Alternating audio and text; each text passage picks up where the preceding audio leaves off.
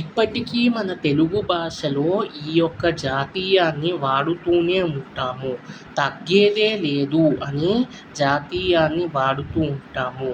మొదటి భాగంలో అలానే ఉంటుంది. కానీ రెండో భాగంలో టబ్బంట్లు తోమేంత వరకు తగ్గేదే లేదు. తాంబూలం ఇచ్చిందా ఇంటావిడ, సున్నం ఇవ్వడం మర్చిపోయింది. వీడి పాండిత్యమంతా ఇంటిదాని ముందెందుకు? అందుకే అంటారు అణువురాని చోట అధికులు మనరాదు. ఎక్కడ పడితే అక్కడ సబ్జెక్ట్ ఉంది కదా అని ఊరికే దాన్ని తీసుకొస్తే ఆ యొక్క సబ్జెక్టుకి విలువ ఉండదు. ఏమమ్మా కొంచెం సున్నం ఇవ్వాలి అని అడగకుండా వాడు ఒక మంచి శ్లోకంతో అడిగాడు. పర్వత శ్రేష్ఠపుత్రి పతివిరోధి అన్న పెండ్లాము అత్తను గన్న తల్లి పేర్మిమీరిన ముద్దుల పెద్ద బిడ్డ సున్నమించుక దేగదే సుందరాంగి అని. నిజంగా ఈ శ్లోకం యొక్క అర్థం తెలియని వాళ్ళకి సుందరాంగి అనే తెలుస్తుంది. అంటే ఏం చెప్తున్నారు ఇందులోని? పేర్మిమీరిన ముద్దుల పెద్ద బిడ్డ అంటే సముద్రుడికి 2 కుమార్తెలు.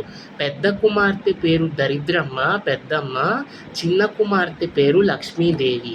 అయితే వీళ్ళిద్దరూ ఒకరోజు పోటీ పెట్టుకున్నారు.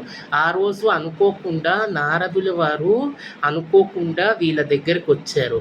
వస్తే వీళ్ళిద్దరూ నారదుణ్ణి ఈ విధంగా అడిగారు.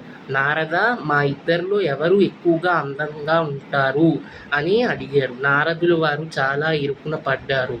ఏం చెప్తే ఎవరికి కోపం వస్తుందో అని చాలా బాగా ఆలోచించుకుని నారదుడు ఈ విధంగా చెప్పాడు. ఓ పెద్దమ్మ, నువ్వు వెళ్ళిపోతే అందంగా ఉంటావే. ఓ చిన్నమ్మ, నువ్వు ఇంటికి వస్తూ ఉంటే అందంగా ఉంటావే. నిజమే కదండి, దరిద్రం వెళ్ళిపోతేనే ఇంటికి అందంగా ఉంటుంది. లక్ష్మీదేవి ఇంటికి వస్తేనే ఇల్లు కలకల్లాడుతూ ఉంటుంది. అయితే ఇక్కడేమన్నారు? సున్నంచుక దేగదే సుందరాంగి అంటే ఈ ఎవరైతే వ్యక్తి సున్నం అడిగాడో ఆ ఇంటావిడ్ని పెద్దమ్మ అంటే దరిద్రమ్మతో పోల్చి, అమ్మ దరిద్ర పెద్దమ్మ, సున్నం ఇంచుక దేగదే సుందరాంగి అంటే ఆవిడికి కోపం వచ్చి, పాపిష్టివాడా, ఇంత మంచి భోజనం పెడితే నువ్వు వచ్చి సున్నం ఇవ్వు అని అడగకుండా దరిద్ర పెద్దమ్మ సున్నం ఇవ్వు అని అడుగుతావా అని తన మనసులో ఆగ్రహించుకుని ఇంటి లోపలికి వెళ్ళి సున్నం తీసుకొస్తూ ఆవిడ సున్నం అతని చేతిలో పెడుతూ ఆవిడ కూడా ఒక పద్యం వదిలింది.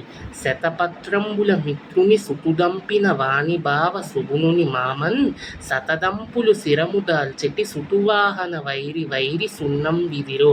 ఒరే కుక్క, ఇదిగో సున్నం అంటూ అతని చేతిలో పెట్టింది.